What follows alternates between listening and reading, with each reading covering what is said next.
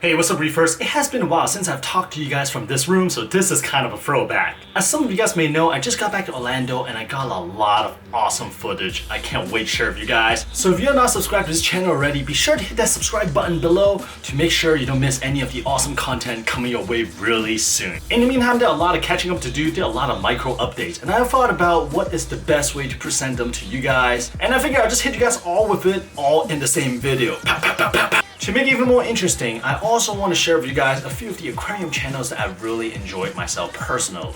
And I thought the best way to present it is present an update, an aquarium channel, update, aquarium channel, just to kind of string them all together. So hang on to your skimmer, it's about to get crazy. Hello, this is Gene Harm. I'd like to introduce you to my YouTube channel. I don't think I should start that way, do you? Hello, this is Gene Harm. I have a number of interests that I think the other one was better. What do you think, Watts?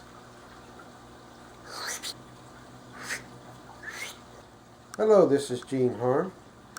What was I going to say? Hello, this is Gene Harm. Occasionally I post topics of interest up on YouTube. My personal adventures, freshwater fishing, snorkeling, saltwater fishing, tropical fish collecting, model trains, and a number of other things that I'm interested in. Computer gaming as well. But mostly I have the saltwater aquarium, Reef Aquarium behind me that I love to share with others what I've done since I've been in the hobby for so long. For as long as I can remember, since 1970s, I actually had an interest in saltwater fish keeping and started collecting my own tropical fish in the early 80s and began actually keeping live corals at that time. And so there's a number of things that I love about the hobby, and I'm a long-time hobbyist, and I'm still learning. As long as I've been in it, I've learned so much from other hobbyists now posted on YouTube, and I just want to share my own experience as well as my recent losses. But I have an excitement now of bringing in some new fish for the aquarium and sharing that with you as time goes on.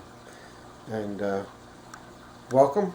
It's nice to have you get to know me as I get to know all of you and in your comments and other reef keepers and other hobbyists as well. So thanks for stopping by, and we'll catch you on the next time. Take care. Hey, what's up, Reefers? A bittersweet day today because our little Domino Damsel, Xiaohei, is heading off to his new home. Many thanks to James for agreeing to take this guy in. You're a brave man. So if you have not been following the story, I'll have a little link above. Basically, this little Domino Damsel is supposed to be food for Mochi, but Emily really took a liking to him, so I pulled him from the drop-off tank and had him in the refugium of the sump for the last, I say, like 3 weeks. And finally, today he is going to a new home with a new beginning. 4 to 6 weeks later. But there he is. Hey, what's up, REE Squad? This is Ray here from Ray's Aquaria. Now, for those of you who don't know me, I am a college reefer with a Nuvo Fusion 20 that has been running since about October of 2017. I am loving it, and there will be a ton of modifications done to my reef tank in the future. However, I'm not just a saltwater enthusiast, but I'm also a freshwater hobbyist, and I have many high-end freshwater tanks. My other goals include nanofish and shrimp, and I'm currently learning how to breed and show guppies and bettas. So I just want to give Mookie a huge thank you for inviting me on his channel, and I hope to see some of you around YouTube. Bye!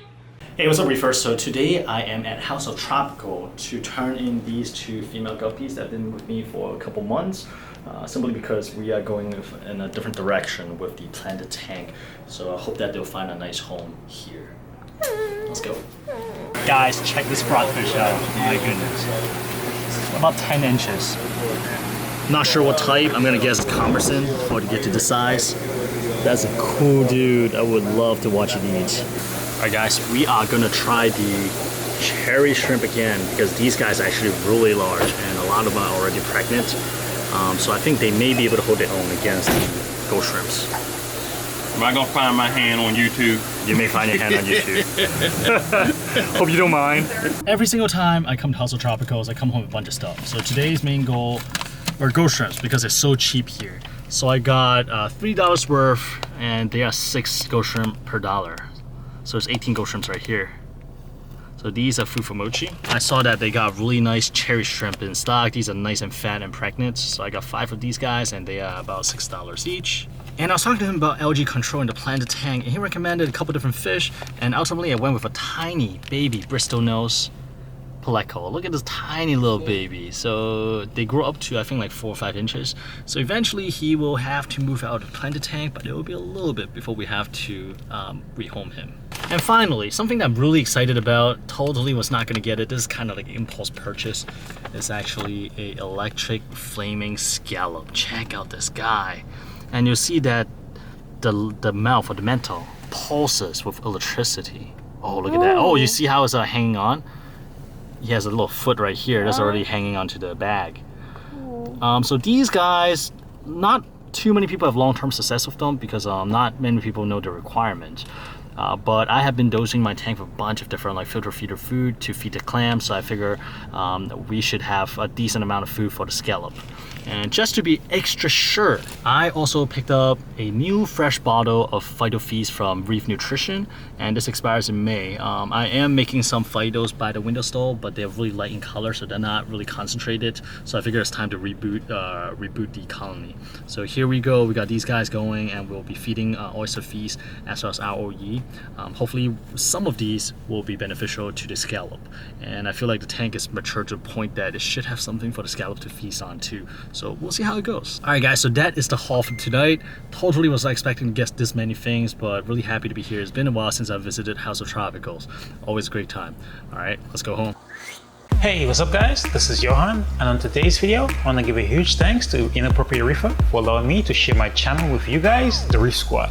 On my channel, you can expect to see weekly updates, random reefing tips, fish husbandry, DIY projects, and my progression and journey to become a master reef hobbyist. If you want to see more of my channel, you can hit the link down below and check out all the videos that I've posted.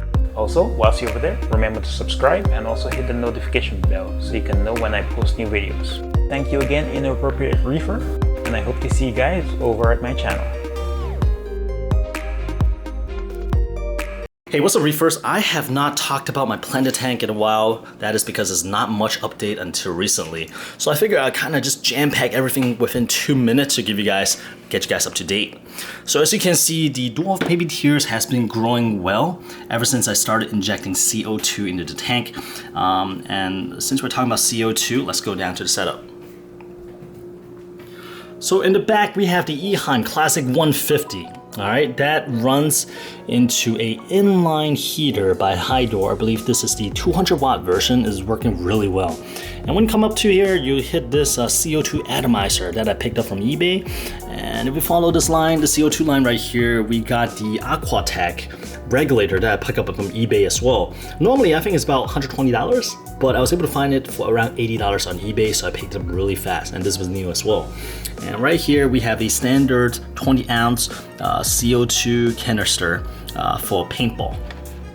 So this regulator actually plugs in perfectly to the paintball cylinder. I don't need any converters. This is perfect. And it came with a bubble counter. I was a little bit nervous about the construction because it's like all hard plastic, but it's been working really well and reliable for the past 3 or 4 weeks. So no complaints so far. So that is a setup. I think in terms of setup, we're pretty much good to go. And over here, you will see that I have a CO2 checker, and it took me about a week to kind of dial in the amount of CO2 that I should dose for it to maintain the green color. So that is the tank at the moment. You notice that I do have some surface film. So I think this may be due to the lack of surface agitation. But again, I'm really new to this planted tank things. I noticed that a lot of tank do not have strong flow, presumably to keep the CO2 from escaping the tank too quickly. But I need to look up some tips on how to remove the surface film like this without too much surface agitation. So if you know anything, please leave a comment and help a brother out. Now, in terms of inhabitants, you notice I got 3 different types of shrimps. This tank, first and foremost, is a feeder ghost shrimp tank, meaning that these are all food for mochi, at least the ghost shrimps. So from there, I wanted to add something a little bit more exciting to look at. That's why we got some red cherry shrimp in here, and these, I believe, are these are from Taiwan, the red cherry shrimps. And people recommend these guys because, like, number one, they look great, and number two, they breed really readily in aquarium. So I thought, okay, you know what? Maybe additional food source for mochi. And besides these 2 types of shrimp, I also got some blue velvet shrimps, but these guys are really small. We got a couple guys hanging out up here as well. And some of these guys are so small that I was nervous about adding them into the planted tank. So that's why you see a wine glass right here. We kept some of these smaller blue velvet shrimps like right there in this little wine glass until they get a little bit larger. Then we'll add them into the main display. But the main display is also small. There's only 9.1 gallons, so this is not a big tank by any stretch of imagination. However, they have all been coexisting really peacefully. And some of you guys may remember that I used to have 2 guppies in this tank, but last week I actually took them into House of Tropicals and just gave them to the fish store for them to rehome, because I feel like this tank is going in a different direction and the 2 guppy just does not really quite fit in. In terms of fish, I plan to stock, let me see if I can get the name right, Celestial Daniels or Pearl Daniel is tiny little fish with like spotted pattern and red fins. It looks fantastic, and I'm sure I'll do another update once we get the fish into the tank. But for now, that is the update on this planted tank. Sorry, I have not really shared too much about this tank because honestly there has not been too much of an update. But things are moving along pretty good now, especially with the injection of CO2. All the dwarf baby tears started exploding. I see new sprout just from the middle of the field. These are all new, and this all just happened within a week. I think like the first week and a half, all the plants are kind of adjusting to the new CO2 level, and this week they just started taking off. And you see them, they started even crawling onto the rockwork. So I think pretty soon I'll need to start trimming the carpet, and that is a whole different beast that I'll probably share with you guys a little bit later. All right, with that said, let's get back to our regular programming. Thanks for hanging out for this freshwater edition of Updates. What's up, everybody? My name is Brian from Brian's Aquariums. I want to take a second to tell you just a little bit about my channel and what you can expect to see. I like to make videos about DIY projects, unbox things, tinker with things, mess things up when they're going perfectly fine, and occasionally show off my aquariums. My current aquarium is an 85-gallon rimless tank with a 55-gallon custom acrylic sump. I am doing the Triton method, and so far everything's looking pretty good. Brown corals have started to color up and started to grow quite nicely. I'm still very much a noob though when it comes to SPS and reefing in general.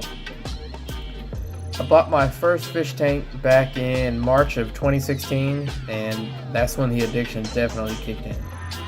Well, that about does it for now, and I hope you will check out my channel and subscribe and stick around. Hey, what's up, Reefers? I have not talked about the Reef Jar in quite a few weeks, simply because I was trying to decide what to do about it. One thing about this tank really bothered me, and I totally did not expect this, is the distortion once the water goes into the jar. Now, if you look back to my previous video where I set up this jar, everything looks great. There's a lot, almost like 2 inches of room all around the rockwork. It does not look crowded at all. But as soon as I put water in, it just magnified everything, and everything looks really cluttered. I really don't like this look at all. So for the past 2 or 3 weeks, I was debating whether I want to keep the jar running or do I just kind of shut it down. But ultimately, since I got the jar already. I got all the equipment, everything's running good. I figure maybe, you know what, maybe I'll just pull out the rock, I'll put something a little bit smaller, and I just may not go with as many coral, at least initially, until I see how they settle in. Now, speaking of corals, you may notice there are two kind of corals in here. So these are there for stress test. One is a leather and one is the Monty cap that kind of broke off, and they have been in this jar for almost 4 weeks now. Now, for the last 2.5 weeks, I have been considering shutting the jar down, so I did not do any top off. I was just kind of letting it go, and it's kind of, I mean, it's definitely bleaching, but it's still somewhat hanging on. I'm surprised it's still lasting this long, but the leather is totally bleached out. Now, in terms of equipment, let me just go through that real quick. In terms of equipment, for the heating elements, I'm using a preset filter that's kind of tucked in really nicely in the back. It was one of those that's kind of like preset to 78, and I've been monitoring the temperature for the past 4 weeks to make sure it's stable, and it is in acceptable range. It swings between like 77.8 to 78.4, so I think that range is totally fine for the hotter corals. For light, the UFO light has been coming on consistently, and I'm pretty sure it's outputting more than enough light for this little jar. Especially later on, once it gets going, I'm gonna just remove the lid unless somebody's here or I'm filming, and I'll put the lid back on. But for now, I guess the major thing is, what do I do about the rock work? So I think before I really decide to like shut it down, I'm gonna give it another try. I'm gonna pull out this piece of rock, which originally looks nice, until it gets magnified by the water. And I'm gonna try 1 or 2 of the smaller rock ruble to kind of put that in there first, and we'll see how it goes. I'm gonna try to sneak in one of the marine pure spheres in the back, just to kind of give a little bit more biological filtration, simply because I'm pulling out a lot of rocks. And this idea came from 2K Reefers. Thank you guys. Looking forward to see how your jar develops. But for me, the major issue is not so much technical here in this tank, but it's more aesthetic. Because I know how it looked without water, this really bothered me to the point where I want to shut it down. So that is where this jar stands right now. I mean, honestly, it's probably okay how it is right now, but I guess I'm just so used to seeing it with more negative space along the side. Right now it just looks really packed. Maybe it'll look better with some corals in there, I don't know. But I'm thinking I'm gonna try swapping the rock work out first with something a little bit smaller, and then we'll go from there. So that is the update on the reef jar. Not exactly a happy one, because I was this close to just shutting the whole thing down. But we'll give it a go with some new rock, and we'll see how it goes.